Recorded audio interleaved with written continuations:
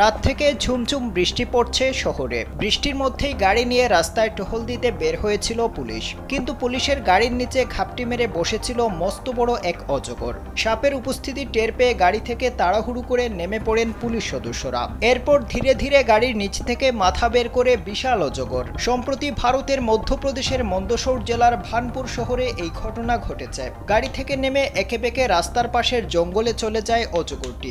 এদিকে অন্য আরেকটি ভিডিওতে দেখা যায় এক অবাক করা কাণ্ড। মেঠো রাস্তার পাশে বসে আছে একটি বানর, তার গলায় শিকল বাঁধা। এ সময় সেখানে উপস্থিত হয় এক মস্ত বড় গোখরু সাপ। আশ্চর্যের বিষয় হলো, সাপটিকে দেখে ভয় না পেয়ে তাকে নিয়ে খেলায় মেতে বানর। গোখরু সাপকে প্রথমে এক হাতে টেনে গলায় জড়িয়ে নেয় সে, এরপর সাপটিকে অন্যদিকে ছুঁড়ে ফেলে দেয় বানর। ভিডিও দেখে বিস্ময় প্রকাশ করেছেন নেটিজেনরা। একজন ইন্টারনেট ব্যবহারকারী লিখেছেন, কি ভয়ঙ্কর, বানরটি যে কামড় খায়নি এটাই তার ভাগ্য।